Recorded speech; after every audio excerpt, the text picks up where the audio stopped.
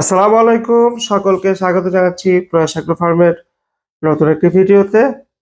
আজকের ভিডিওর টপিকটি হচ্ছে জাতীয় প্রাণী সম্পদ প্রদর্শনী মেলা 2025, যেটি অনুষ্ঠিত হয় গত নভেম্বরের 25, 26, 27, 28 আগারগাঁয়ে পুরাতন বাণিজ্য মেলা মাঠে।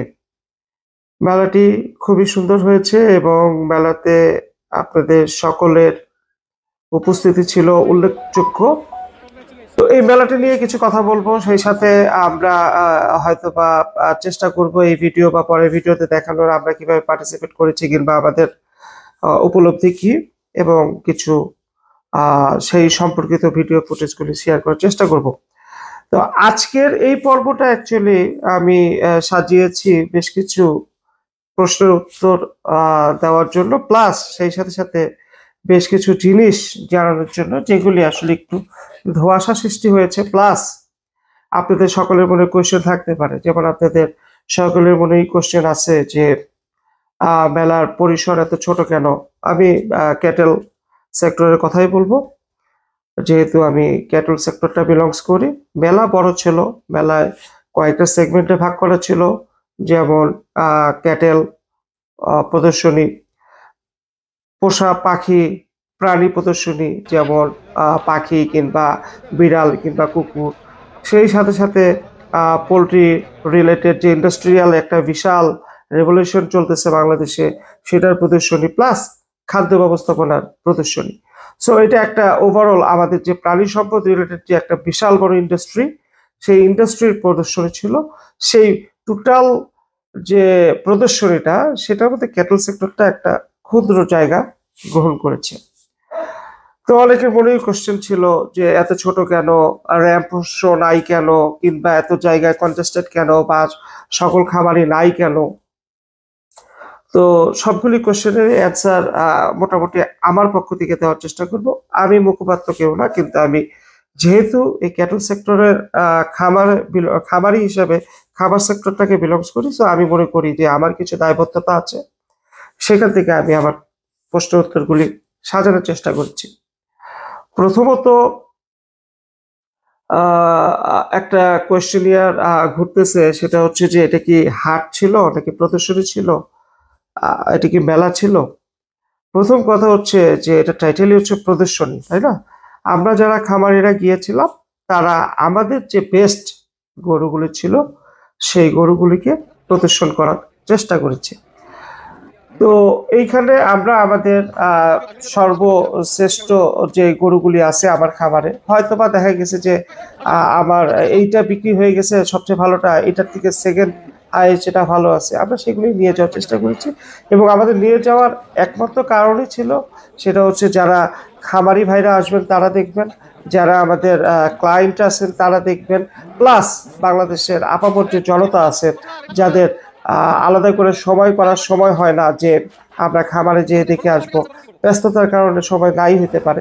সো একটা ছাদের নিচে আমরা একসাথে 20টা 30টা খামারিদের গরু দেখতে পারবো। তখন সময় করে আসছেন, তারা দেখছেন এবং তারা একটা আইডিয়া পেয়েছেন যে আমাদের দেশে গরুগুলি কীরকম হতে পারে। আমি অন্য সেক্টর নিয়ে কথা বলবো না, পাখি সেক্টর, যেহেতু আমি পাখাল ছিলাম, সো পাখি সেক্টর ওখানেও যাওয়া হয়েছে। এখন যেহেতু পোলট্রি প্রজেক্ট নিয়ে কাজ করতেছি প্রয়াস অ্যাগ্রো ফার্ম, সো আমরা পোলট্রি সেক্টরেও গিয়েছি, ইন্ডাস্ট্রিয়াল খাদ্য, সব জায়গায় আমরা ঘুরেছি।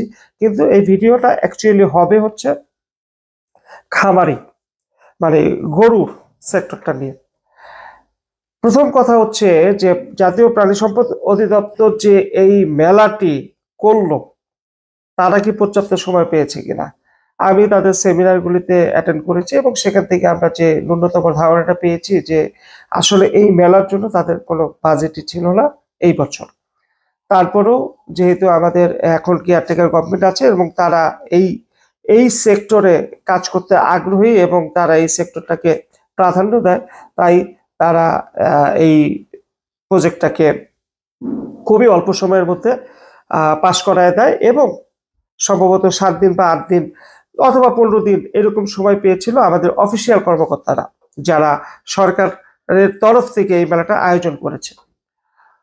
তারা যখন এই মেলাটা আয়োজন করা শুরু করে, তখন তাদের কাজগুলি কিন্তু ভাগ হয়ে যায় বিভিন্ন সেক্টরে। যেমন পাখি সোসাইটি নিয়ে কাজ করেছে, কেউ কেউ কেউ গরু সোসাইটি নিয়ে, কেউ খাদ্য ইন্ডাস্ট্রি নিয়ে।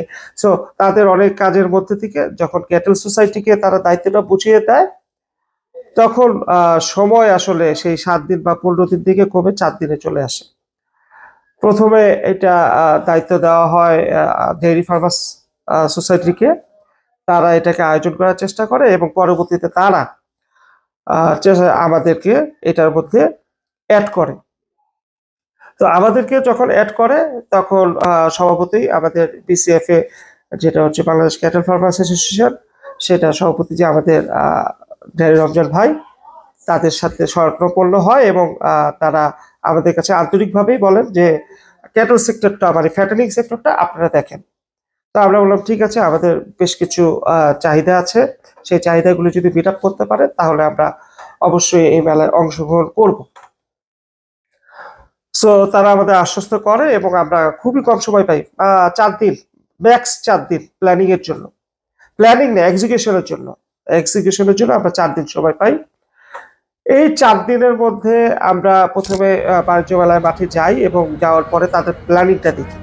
তাদের প্ল্যানিংটা ছিল হচ্ছে প্রথমে তারা আমাদের একটা টেন্ট এরিয়া দিবে, যে টেন্ট এরিয়ার ভিতরে টেন্ট এরিয়াটা হবে হচ্ছে 150 ফিট বাই 60 ফিট। এই 150 ফিট বাই 60 ফিটের মধ্যে তারা আমাদের দেবে 100 ফিট বাই 60 ফিট। তো আমি যদি 10 ফিটে একটা স্টল ধরি, তাহলে আমি 10-10-20টা স্টল পাবো। তো এইরকম তখন আমরা তাদের সাথে আর্গুমেন্ট করি এবং আমরা বলি যে আমাদের পুরো 160 ফিট যেটা আছে এই পুরাটাই দিতে হবে। তো যাই হোক, এখানে অনেক আর্গুমেন্টের পরে তারা রাজি হয় প্রথম একদিনে। আমি 4 দিনের একদিনের কথা বলতেছি। তারা রাজি হন এবং রাজি হওয়ার পরে আমরা বলি ঠিক আছে, তাহলে আমরা প্ল্যানিংটা দেখিয়ে দিই যে আমাদের স্টলগুলি কীরকম হবে।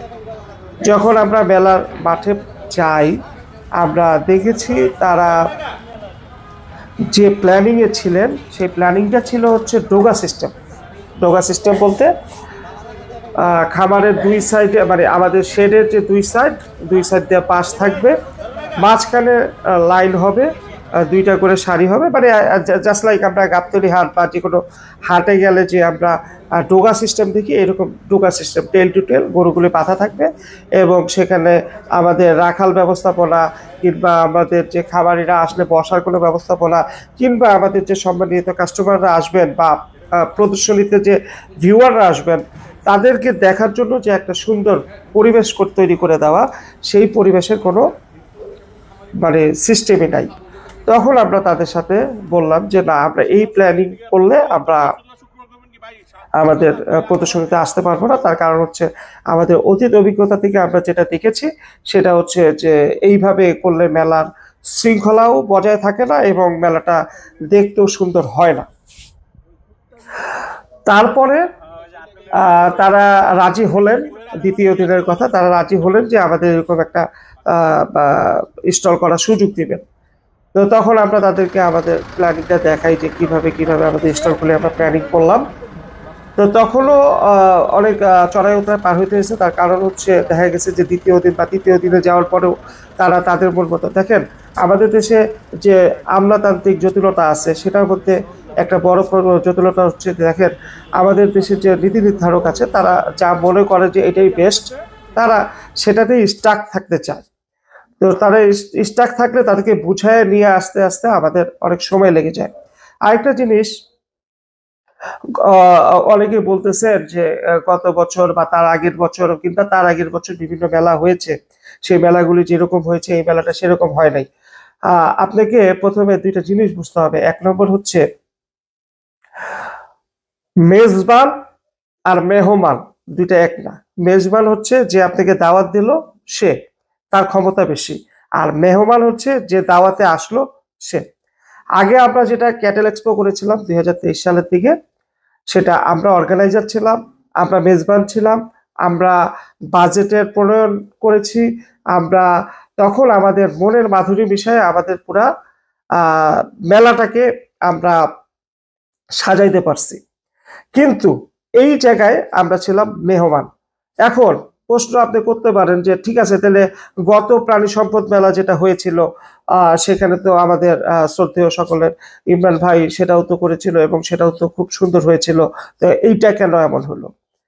আপনাকে বুঝতে হবে যে 2024 সালের যে আমাদের পট পরিবর্তন হয়েছিল তার আগে যে 17 বছর, সেই 17 বছরে এই সেক্টরগুলিতে একটা সুন্দর সিঙ্ক্রোনাইজ ছিল এবং তাদের সাথে আমাদের যে আন্ডারস্ট্যান্ডিং ছিল সেই আন্ডারস্ট্যান্ডিং গুলিও সুন্দর ছিল এবং তারা মোটামুটি আমাদের উপরে কনফিডেন্ট ছিল। দেখা গেছে যে তারা বলছে ইমরান ভাই এটা করতে চাই, অথবা অন্য কাউকে বলছে যে এটা করতে চাই, কিভাবে করতে পারি। তো ইমরান ভাই সুন্দর করে সাজেশন দিয়েছে এবং তারা সেটা মেনে নিয়েছে। তখন দেখা গেছে আমরা সুন্দর করে করতে পারছি। বা ক্যাটেল এক্সপো বলেন বা আপনি যেটা বলেন হচ্ছে চুয়াডাঙ্গা বলেন, এইগুলি আমরা যখন অর্গানাইজ করছি তখন আমরা সর্বক্ষম অধিকারী ছিলাম। আর এই মেলাটা এখন সব সিনারিও চেঞ্জ, মানুষ চেঞ্জ, তারাও আমাদের উপরে আস্থা আনতেও সময় লাগবে, প্লাস তাদের যে একটা থিঙ্কিং আছে সেই থিঙ্কিং থেকে বের হয়ে আসতেও একটা সময় লাগবে। সেই সুবাদে আমি মনে করি তারপরেও এই মেলাটা অন্যান্য মেলা থেকে ভালো হয়েছে, যেহেতু আমরা একটা একেবারে নতুন একটা এক্সপিরিয়েন্সের মাধ্যমে আসছি। এখন যেটা বললাম মেজবান এবং মেহমান, এখন আমরা যখন গেস্ট হিসাবে আসছি তখন কিন্তু আমরা চাইলেই অনেক কিছু করতে পারি না।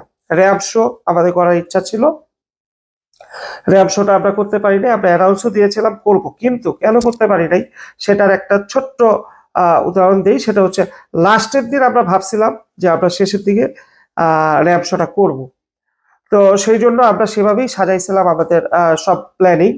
বাট যেহেতু এটা শুক্রবার দিন ছিল এবং বিকালের দিকে যখন ভিড়টা একেবারে ডিভাস্টেটিং চলে আসছিল, তো দেখা গেছে যে প্রায় লাখ দেড়েক মানুষ চলে আসছে, তখন আমরা যে এই র্যাম্প শোটা করবো সেটার জন্য আমার যে জায়গাটা, দেখেন আমাদের এই যে যারা আসছেন মেলায় তারা দেখেছেন যে আমাদের যে শঙ্কর জাতের গরুর শেডটা ছিল তার পিছনে একটা ভালো জায়গা খোলা ছিল।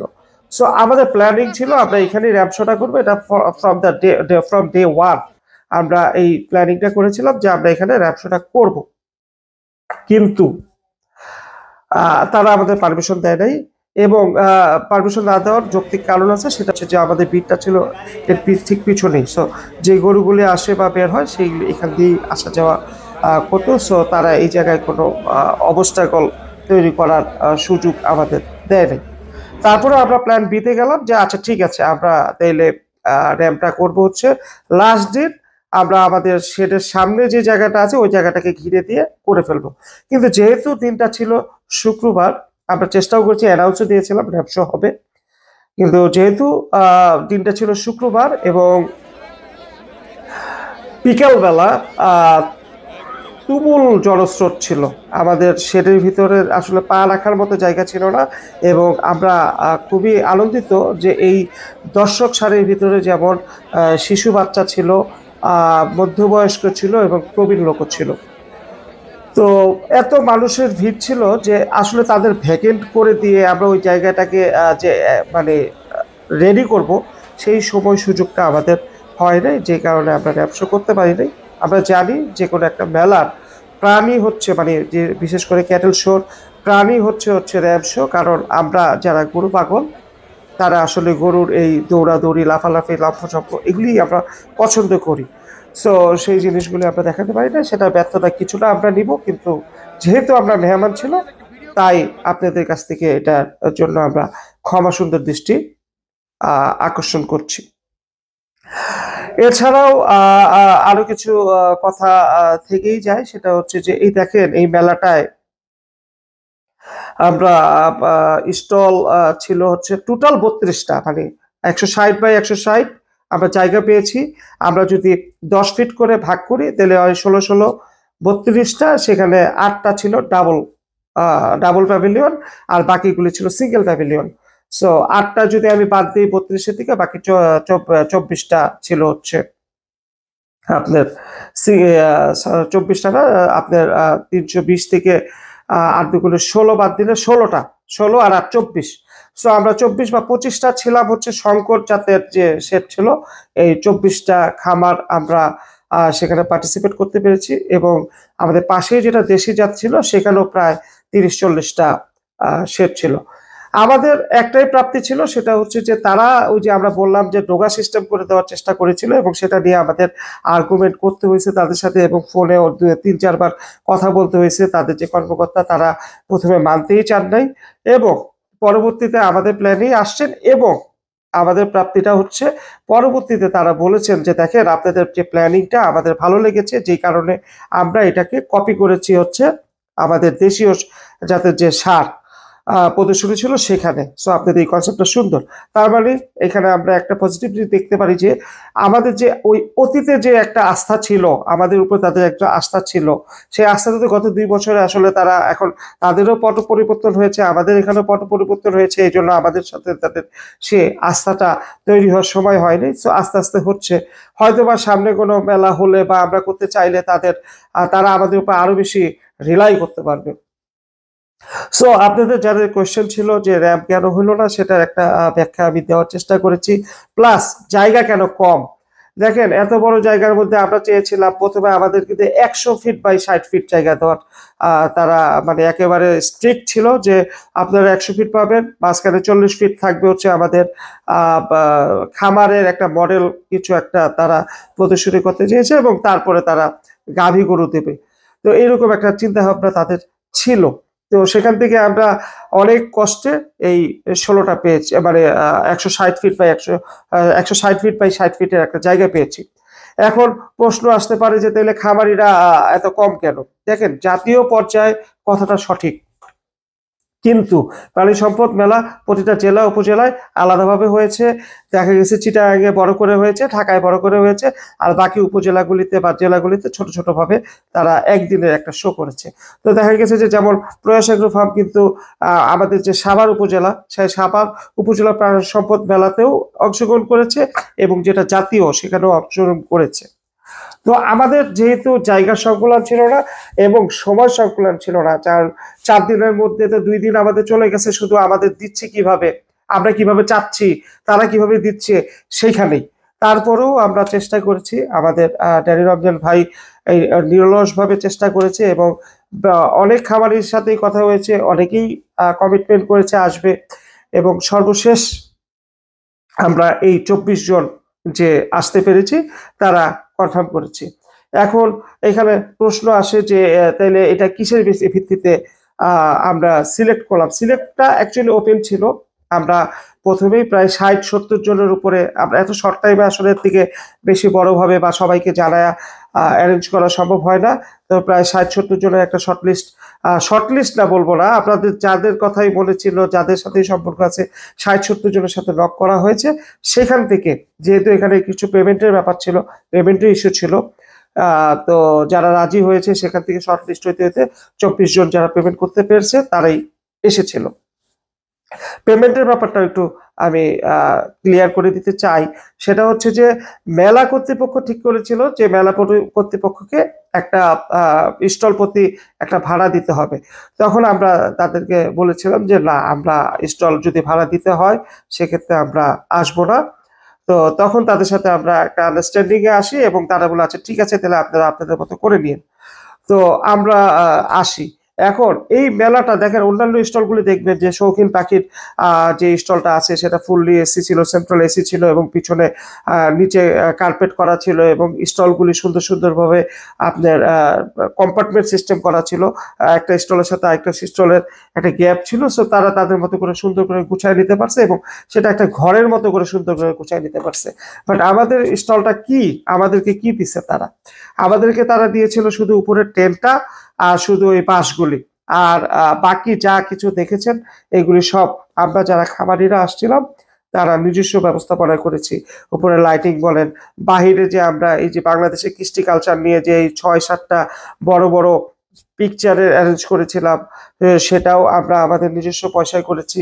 পিছনের যে প্যানাগুলি দেখেছেন সেগুলি আমাদের নিজস্ব। ইভেন আমাদের যে নামের যে ট্যাগ, অন্যান্য স্টলগুলিতে দেখবেন যে নামগুলি কিন্তু আপনার প্রাণী সম্পদ অধিদপ্তর প্রিন্ট আউট করে দিছে, কিন্তু আমাদের ব্র্যান্ডিং বলেন, যাই বলেন, বেলুন টেলুন লাইট টাইট, এই যে বাইরের যে লাইটগুলি পার্কার লাইট বলেন বা ওই যে কি লাইট বলে আমি নাম জানি না, এই লাইটগুলি এগুলি সব আমরা আমাদের নিজস্ব অর্থায়নে করেছি।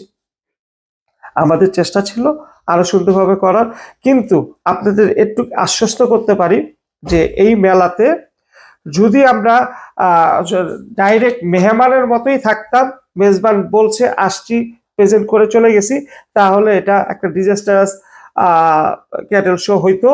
কিন্তু আমরা যেহেতু এখানে ইনপুট দেওয়ার চেষ্টা করছি, যতটুকু আমাদের থাকে, যতটুকু আমাদের আয়ত্তে আছে এবং অল্প সময়ের মধ্যে, এই অল্প সময়ের মধ্যে আমরা চেষ্টা করে এই জিনিসটাকে গুছিয়ে তোলার চেষ্টা করেছি আপনাদের সামনে। আশা করি আপনাদের ভালো লাগছে। তারপরেও আমাদের ভুল ত্রুটির জন্য আমরা ক্ষমা চেয়ে নিচ্ছি। তার কারণ হচ্ছে যেহেতু অর্গানাইজার হিসেবে ছিলাম, ব্যর্থতার দায় সব আমাদেরই। যাই হোক, কিছু কথা এই ভিডিওতে শেয়ার করলাম, আরো কিছু কথা আছে যেগুলি পরবর্তী ভিডিওতে শেয়ার করব, কারণ এই ভিডিওটা আসলে অনেক দীর্ঘ হয়ে যাচ্ছে, আর এত দীর্ঘ সময় ধরে আসলে ভিডিও দেখার ধৈর্য আমাদের একটু কমই থাকে। দ্বিতীয় পর্ব দেখার আমন্ত্রণ রইল, হয়তোবা এটা একদিন পর পরই আমরা প্রচার করে ফেলবো শিডিউল অনুযায়ী। তো সে পর্যন্ত সাথে থাকুন, ধন্যবাদ। আর গুরুত্বপূর্ণ কথাটা কিন্তু বলবো, যেটা আপনাদের কাছে অপ্রিয়, সেটা হচ্ছে যারা এখনো আমাদের চ্যানেলটি সাবস্ক্রাইব করেন নাই, অনুগ্রহ করে সাবস্ক্রাইব করে নেবেন, সেই সাথে সাথে বেল আইকনটি টিপে নেবেন, যাতে নতুন কোনো ভিডিও আসলে আপনারা নোটিফিকেশন পেতে পারেন, এবং লাইক কমেন্টের মাধ্যমে আপনাদের ভালো লাগা মন্দ লাগাগুলি আমাদের সাথে শেয়ার করতে পারেন। এবং যদি মনে করেন যে আপনার বন্ধুদের সাথে শেয়ার করা যায় ভিডিওটি, সেক্ষেত্রে অবশ্যই শেয়ার করবেন। ভালো থাকুন, সুস্থ থাকুন এবং প্রয়াস এগ্রো ফার্ম ঘুরে যান, সেই আকাঙ্ক্ষাই রইল। এবং পরবর্তী পর্বটি আগ্রহ নিয়ে দেখার অপেক্ষা করুন, সেই আকাঙ্ক্ষাই রইল। ধন্যবাদ।